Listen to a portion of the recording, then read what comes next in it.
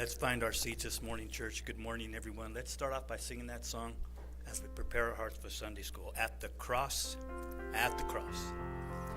At the cross, where I first saw the light, and the burden of my heart rolled away. It was there by faith I received my sight. Now I am happy all the day. One more time. At the cross, where I first saw the light, and the burden of my heart rolled away. It was there by faith I received my sight. Now I am happy all the day. Amen. Brother Jonathan, would you open us in prayer this morning?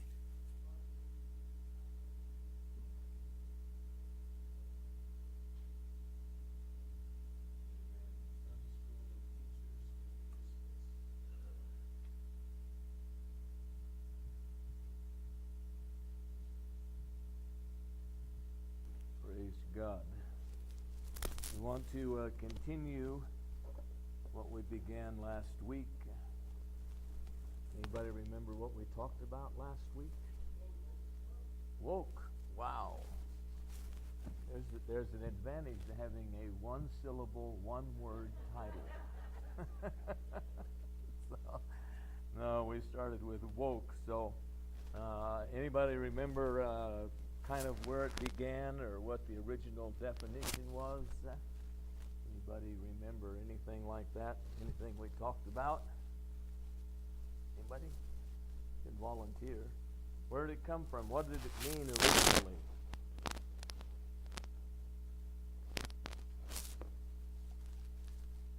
Nobody can remember a whole week. All right, I can't remember Monday what I preached on Sunday. Ed. Woke means you have become aware of the fact that you have been oppressed all your life by the oppressors. That's right. And everybody's either the oppressed and the oppressors. Yeah. It So reminded me of a Hispanic man in Globe that grew up in Globe all his life and never experienced any discrimination at all until he was halfway through high school. And he suddenly realized that he'd been discriminated against all his life and downtrodden and oppressed and stuff. And Yeah. he got over it later, but it was weird. But that's the basic thought, that we divide the world into the oppressed and oppressors, and you can be oppressed with racism, with gender, with brain power, with job, with whatever it is, that you suddenly awaken to the fact that, hey, I'm not as well off as a lot of others. I've been oppressed.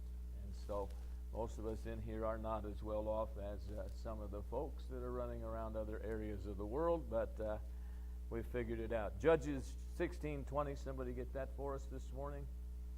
Judges 16:20. Jesse, get that for us. Matthew 24. Matthew 24, 35 and 36. David, get that for us. And I need Proverbs 22:28. Jonathan, get that for us. And so we want to look at that again this morning with a few more examples and different kinds of things. Certainly nothing wrong with awakening, being aware of other things happening in the world than you knew were happening the day you were born. But life goes on, and so we want to take a look at this. Many Christian speakers and writers lump all things woke as postmodern. The post in postmodern means after the modern. And so modern for historians is everything that occurred in the Western world, America and Western Europe, from the 17th century until the 1950s or so. That's the modern world. The postmodern world is since we woke up. Okay? Now that's a very loose couple of definitions that won't hold water if you're persnickety about history and stuff, but that's basically what they lump it to be. And so Judges 16:20.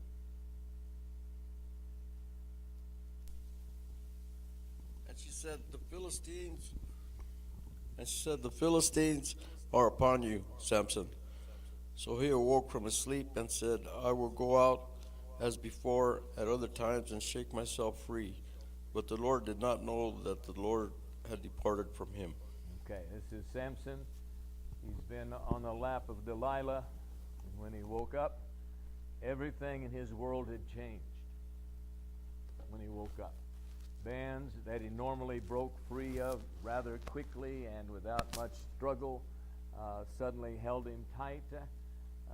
People that were his enemies and feared him no longer feared him. Women that he had used and abused all of his life no longer did that, no longer submitted. They betrayed him into the hand of the Philistines. And so his whole world changed. And so that's basically the idea of someone who is woke. My whole world has changed. What I grew up with is no longer in existence. I've been oppressed. I've been this. I've been that all of my life and didn't know it, but now I know it. Okay, so Matthew 24:35 to 36.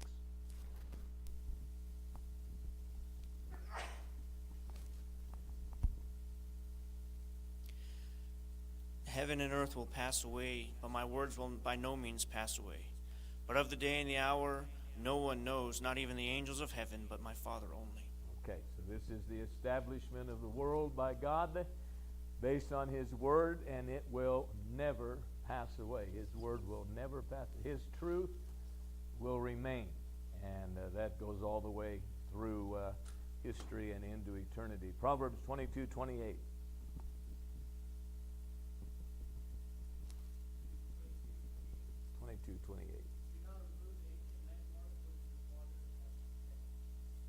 Okay, don't remove the ancient landmarks. And so that's exactly what's going on today. The culture that I grew up in is not the culture that I'm living in today. It's all shifting.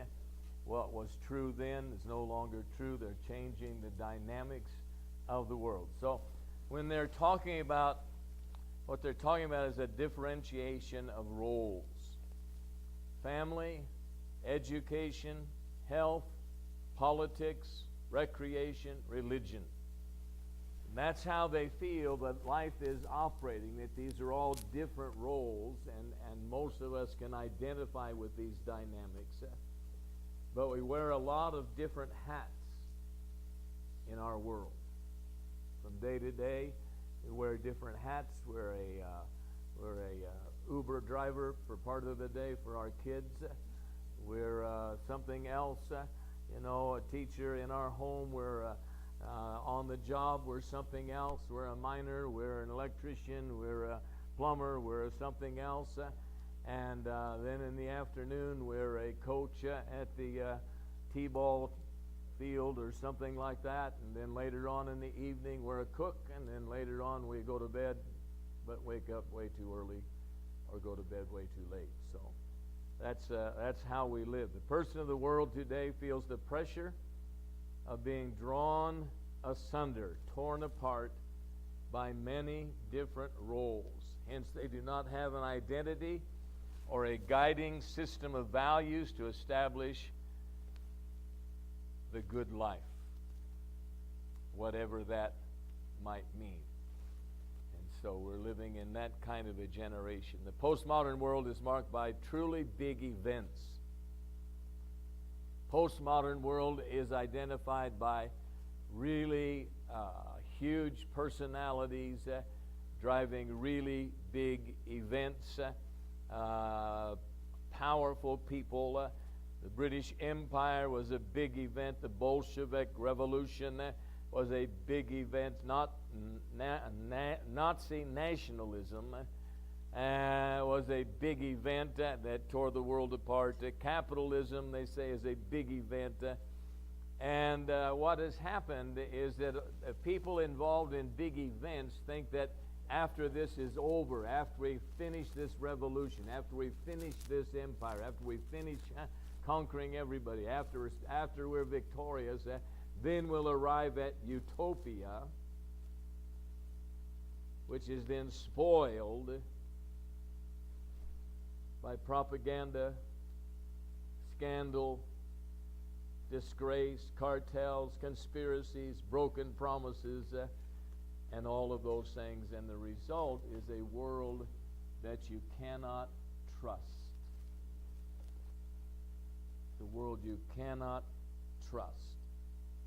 So the world is an operating. You can't trust anyone. You ever heard anybody say that? I know the owner of one of the main stores on Main Street down there told me that several times. You can't trust anyone. You can only trust what you can see and hear and feel. And I can tell you, your senses can lie to you too. So you can't even trust yourself. And as much as people desire to help, we don't see, you know what? Basically, we're promised everything by people we don't know and don't really want to know. I'm not just being cynical, and I'm not paranoid. Okay. Not every person you run into is a bad egg.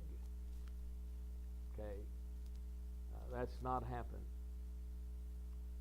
They, postmodern people and woke people don't believe that there's no such thing as absolute truth. They believe there is. They're just very skeptical about whether we can find it or actually operate in that kind of an arena. What's happening is there's a complete lack of confidence that we can know anything. We can't know anything.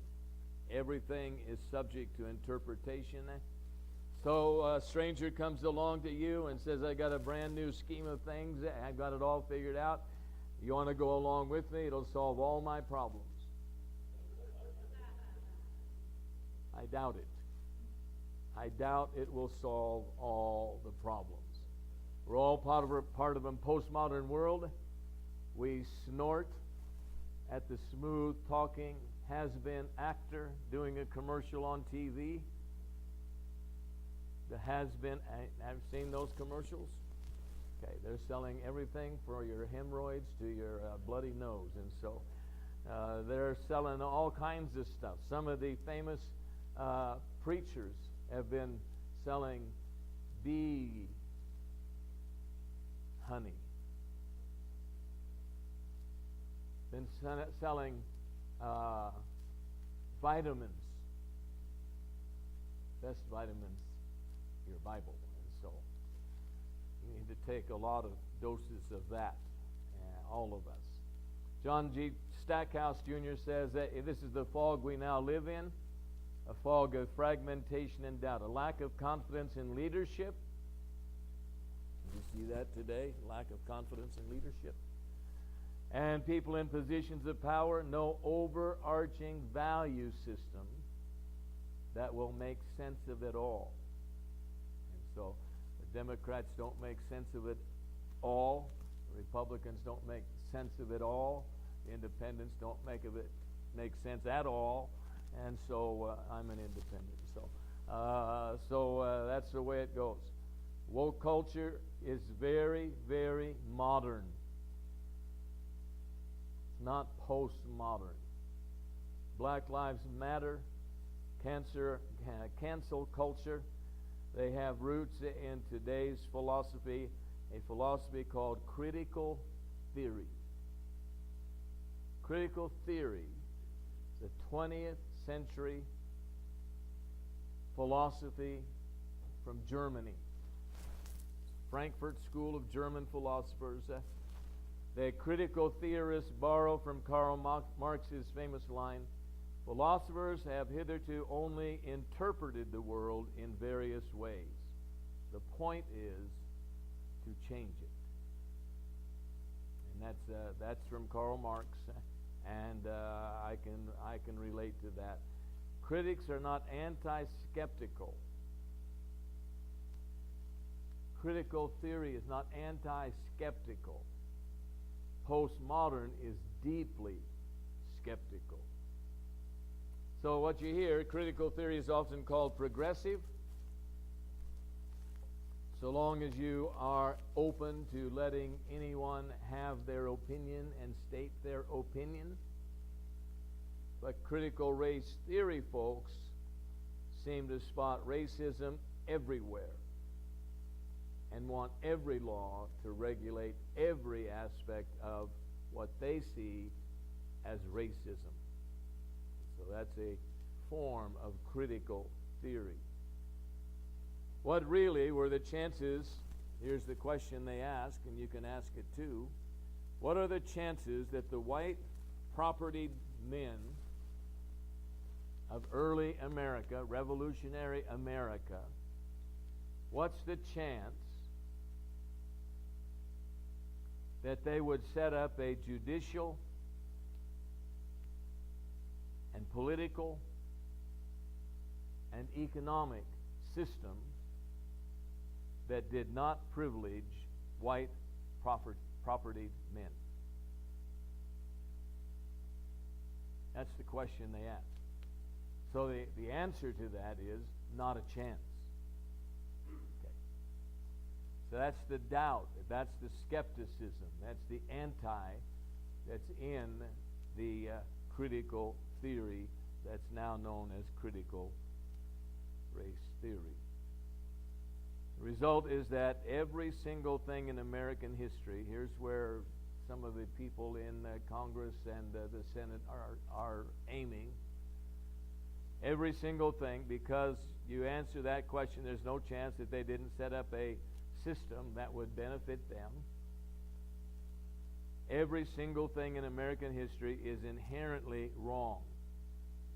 It's systemically wrong. That's the words that they use. It's systemically wrong.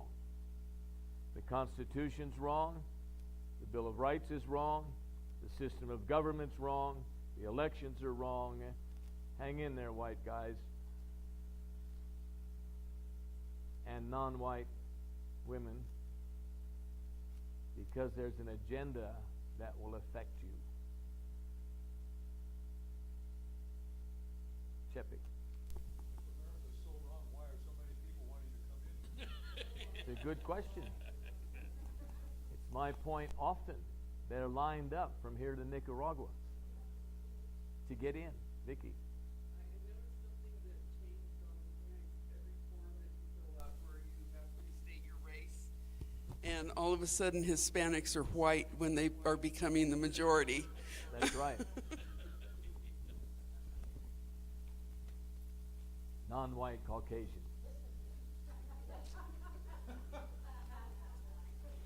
You gotta be kidding me. If you'll notice the TV commercials, they're loaded with people of color. Right? Yeah, they are. Okay, so hang in there. Let me say a few words about money, because money is what makes the world go round. And so some quick facts about where we are financially at the moment. Well, a couple of moments ago, we're worse off now. The people paid to take care of the money that we put into the U.S. Treasury. In 2023, it was $4.71 trillion in 2023. The people in charge just passed a new limit on the debt ceiling. The debt ceiling in America rose to $34.1 trillion. They did that in an act of Congress called the Fiscal Responsibility Act.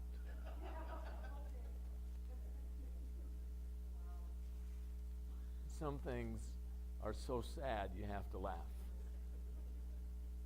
Our debt is now 7 times greater than our revenue. Now, can you do that with your bank account? I think they frown on that. Okay. So America is first world. We're the first world. Okay. What country is a woman most likely to die in childbirth? America is number one.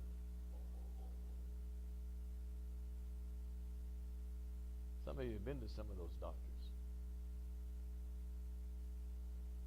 Babies are not much better off. 50 countries have a lower infant mortality rate than America.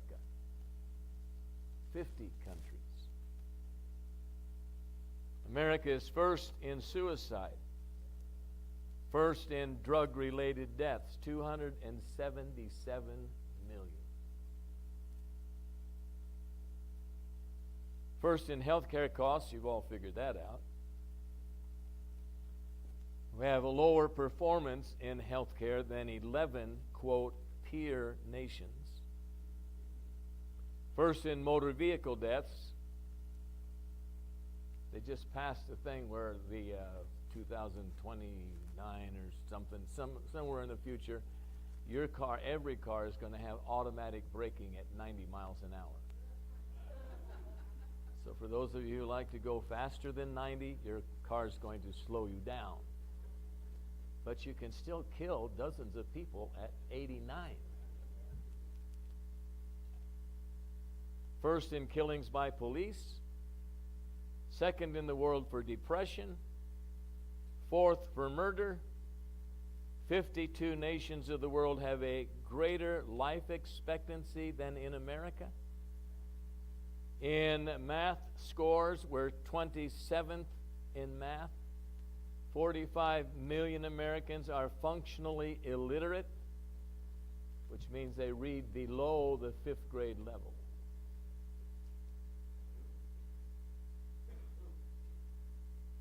You know, the woke people are not helping us. Because if you'll notice, many of the bills that are financially oriented have large portions of that going to woke issues. You want to deal with woke by throwing money at it. And money won't cure woke. One of the most famous hoaxes was perpetrated, I think I mentioned this, by Alan Sokal. He published a scholarly reviewed article claiming the physical reality isn't actually real. The physical world we're living in isn't real. Now, I know you can think that quite often during the day. This ain't real, and you're right.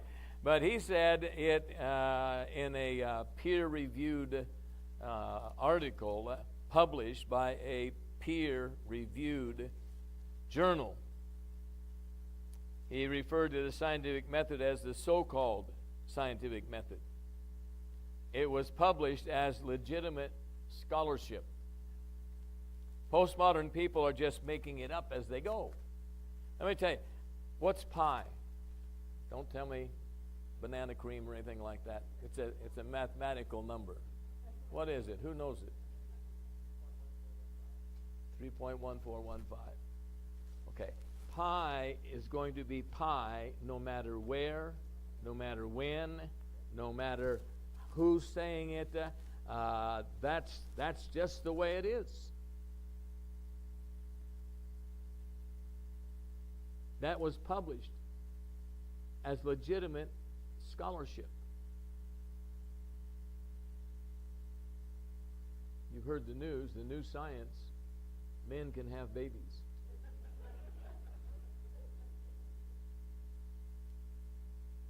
That's also in a legitimate publication. Everyone who doesn't go along with the woke mob is a Neanderthal. Why? Because you use the term binary for man. So the only answer, I'll just tell you this in advance, the only answer is the sanity of revival.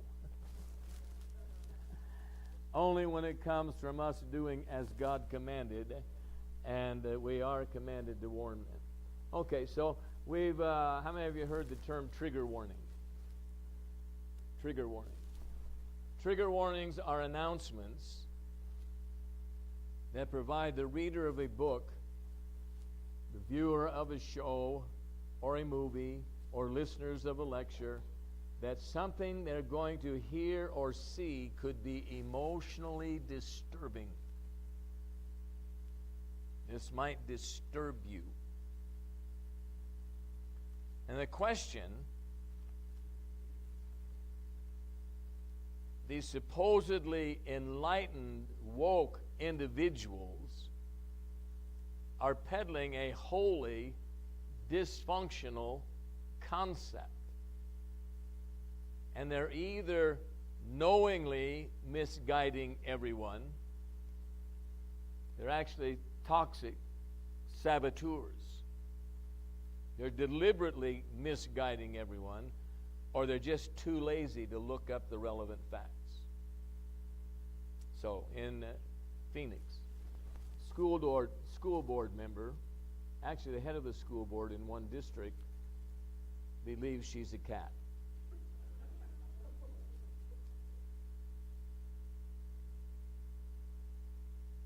I got clue. You get one life, and then you die.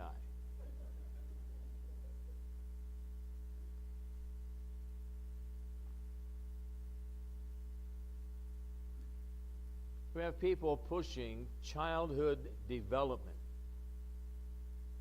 which is reverse development. It's childhood development that you can be any gender you want. And you get to choose before you even know the word gender. You can choose. And there are parents that go along with that.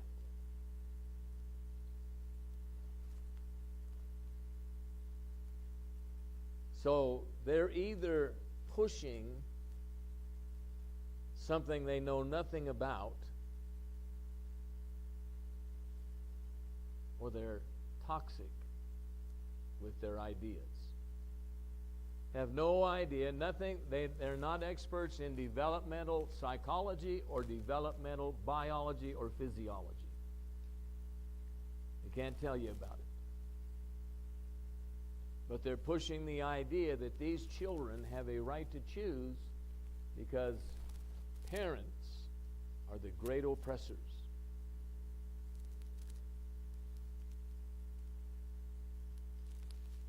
And so they're insisting that we allow sexualizing the young children without any idea of the ramifications or the impacts later on in their life.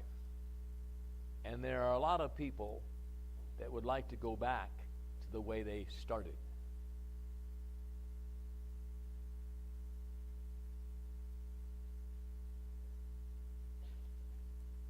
They do that so they can be on the cutting edge of what's happening in the world.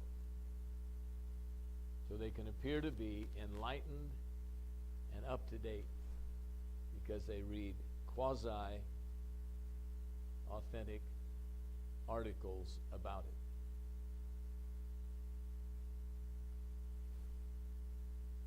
Watch out. You're going to hear something that may disturb you. That's a trigger warning. It may disturb you, upset you.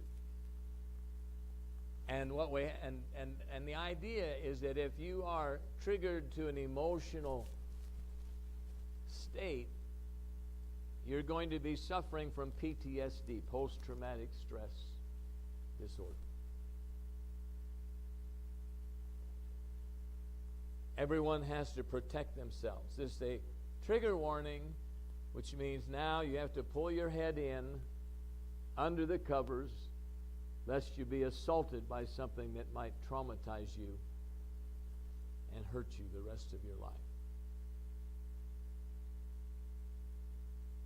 Oberlin College told their faculty in 2014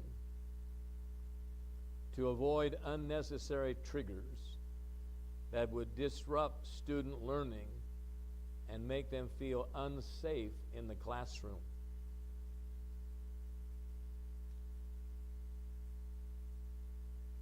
And so the point of that was a novel written by a Nigerian. So it was a novel that came out. He published it in 1958, I think, and made it into America. And so he's a Nigerian, and he wrote a novel called Things Fall Apart. And so Oberlin College felt that it might trigger people who've experienced racism, colonialism, religious persecution, violence, suicide, and on and on and on and on about whatever they've experienced. And I can tell you right here, there's a number of you that have experienced more than one of those already in your life.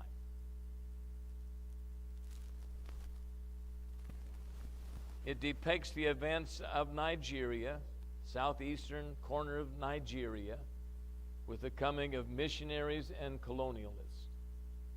So, I think Nigeria, the British, and missionaries. And so, things fall apart. Have you ever said that about your life? About what's going on during the day? I was doing good, but it all fell apart. I was doing great, but the wheels came off. Okay? So, telling someone they're going to read the story of real people so that they pull in their head, pull the sheets over their head, and they're protected from hearing or knowing any of those things.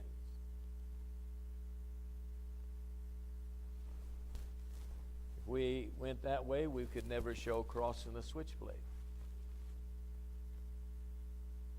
We couldn't show Mingo. We could never show fireproof. We could never show Jesus Revolution. It's got the word revolution in it. Go ahead, Chip.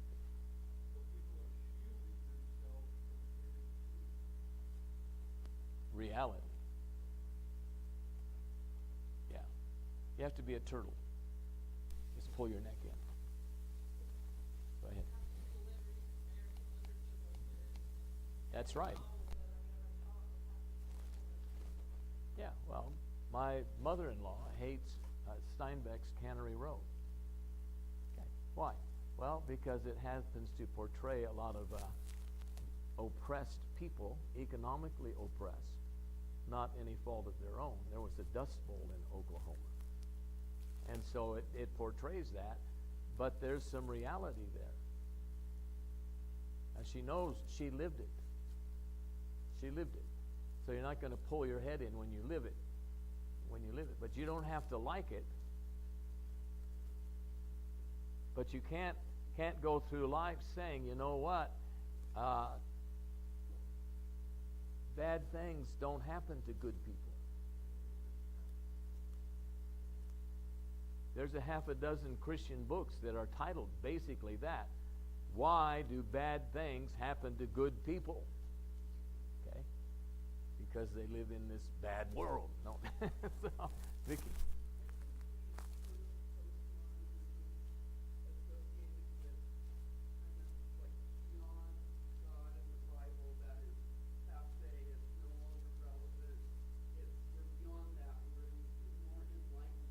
Yes. Yeah. Modern people from the 16th century to 1950s believed in God. They believed in science. Okay? So I'm going to do a lesson because out the window in our generation is science. You don't like science. Don't bother me with the facts. Okay? And science, you know, I have roots in science, and well, think of it this way. What if we throw out Alexander Fleming and his science that gave us penicillin?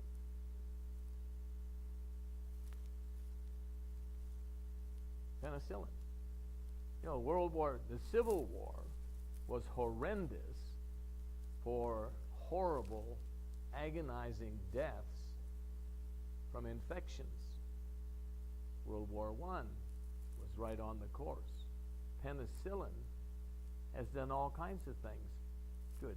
Some of you have done it bad because you've taken penicillin every time you had a sniffle, and now you're allergic to penicillin. They can't give you that when you have a sniffle.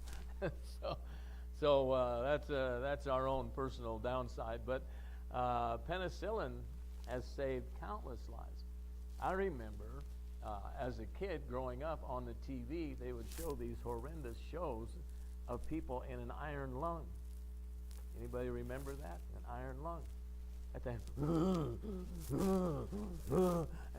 thing's roaring. This big old metal tube that people are lying in. I mean, that's enough to freak you out. Maybe I'm suffering from PTSD, my childhood.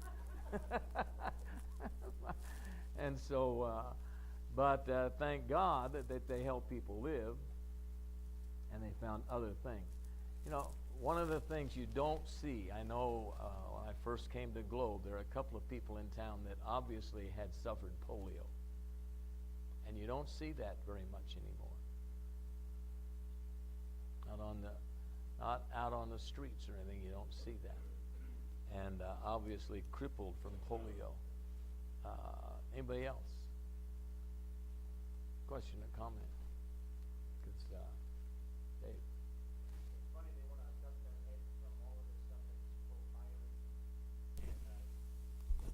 Stressful or whatever all the issues are, the real ones, but then they'll look for the things that are fake and say, oh, that's racism there, that's discrimination here, that's this here, and won't even accept the fact that they're actually creating all of that, and won't look at the truth of all that, but they'll create it in their own little world.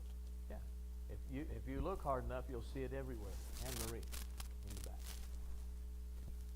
She's got a powerful, strong voice, but give her a mic. Yeah, you were just talking this morning about like money and people that have money, and I think sometimes we see the money, the glam and everything, but we forget that so many of them without God are full of addiction, diseases, perversion. I mean, you look at all of them, and so it's, even though outward looks, awesome, but in there's a lot of misery. A lot of trouble. Yeah. Very good. That's, when I was in when I was high school, junior in high school, we got to see horrible movies. Car crashes. My junior year, that's when you're going to be socialized to face the real world.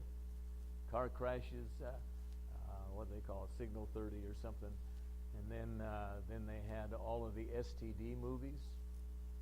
Those were pretty gory, and all of those things. And then marijuana was just coming on the scene when I was junior in high school, and so we didn't have any trouble with that, but we had trouble with people and alcohol.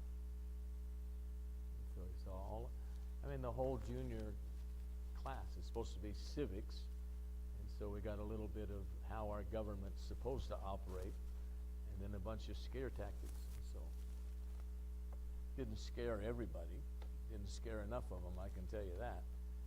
And so so we can't show Fireproof or Jesus Revolution, but we can go to a zombie movie or Planet of the Apes. Okay, we can see every horror, King Kong and Godzilla and aberrations of Godzilla, radiated Godzilla and nuclear Godzilla and all of those things. We can see that, but don't tell us how people actually are. Vicki.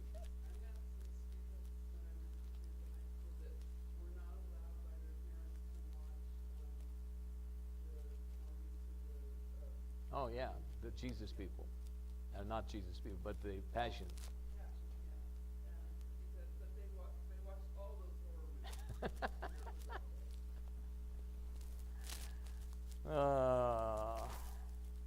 I don't know.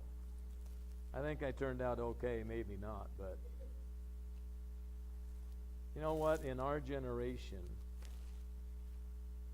in our generation, there is behavioral therapy for people that are traumatized. I mean, it's actual therapy. It's far different than just pull your head in and don't pay any attention to what's going on. Because there's a way to get through a lot of trauma in life. There's a way. Does that mean it goes away? It doesn't mean it goes away. It won't go away. You lose a loved one early, that's awful. That's awful. But it doesn't mean that you can't experience a good life with that in your background. Doesn't mean you have to suck your head in and cover yourself with a sheet. You know, when Ahab, he was declined at the vineyard of Naboth, what did he do? Went into his bedroom crying like a baby and pulled a sheet over his head. But his Jezebel wife took care of things, including him. Okay, anybody else? Question or comment? Okay, so this is the woke world that we're living in. And so it reaches into family, it reaches into jobs, it reaches into education, it reaches into medicine, it reaches into all of those things. I told you last week, America for many, many years, a couple hundred years, operated on a system of meritocracy, merit. If you worked hard and earned something, you could rise in America. That's why they're lining up to get in here. My landlord, years ago when I first got married, they came from Hungary, worked 2 jobs each, bought an apartment building, charged exorbitant prices to live there, at least in my opinion then, and were making money. They had what they needed to have. They had what they didn't have at all in Hungary. Got a job, got promoted, began to spend it in the right places, not on alcohol, not on drugs, and rose through the ranks in America. Carol.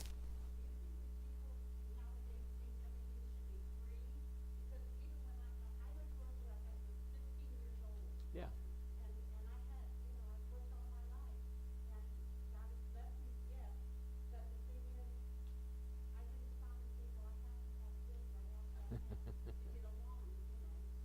I have to vote for the right one to get a cell phone. Yeah. Like most people. And it's really true in the third world as well, that you have to work to get ahead. Go to the Philippines. They're out selling a pack of gum, a stick at a time, at the street corner. There's so many people that smoke in the Philippines. They're standing on the street corner and they'll sell you a cigarette, 1 cigarette out of the pack. And so they're making money, not hand over fist, but they're making money to buy something to eat that night. And so merit is what's out the door in the woke world. I'm oppressed, therefore I need reparations. And so don't move to California because they're voting reparations. It's going to come out of the taxpayer's pocket.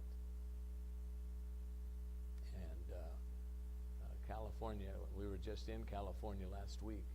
Everybody we talked to was moving, leaving, and finding paradise in Kingman.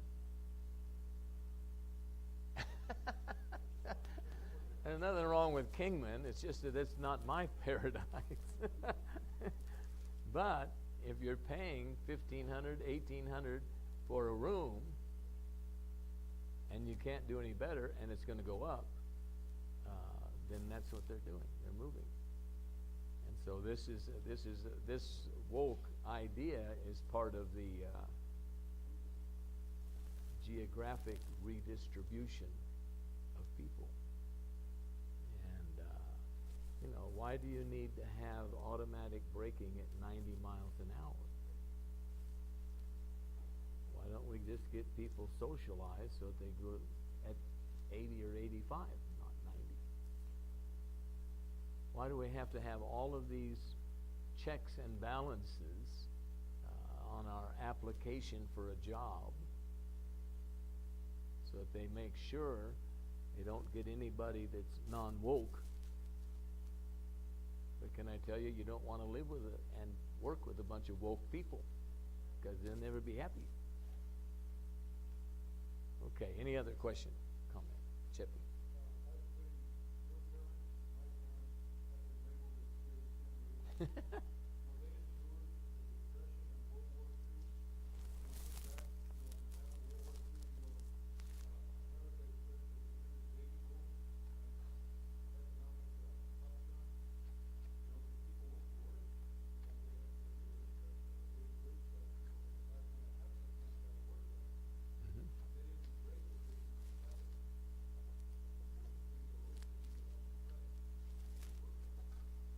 Yeah, that's a guilt trip. That's a guilt trip. And it works every which way. It works against leadership. This has affected leadership. It's a way to get leaders out of position, out of their place. We have a whole generation cannot stand leadership. Life won't work without it. It won't work without it. And we had millions of people leave Egypt under the leadership of Moses. You're not going to lead that many people without leadership. Too many chiefs. Too many bosses. So this is what's churning in our generation today. And so next week I'm going to continue, and we're going to talk about what happens when we don't get what we expect. Okay? So we'll have worship in just a few minutes.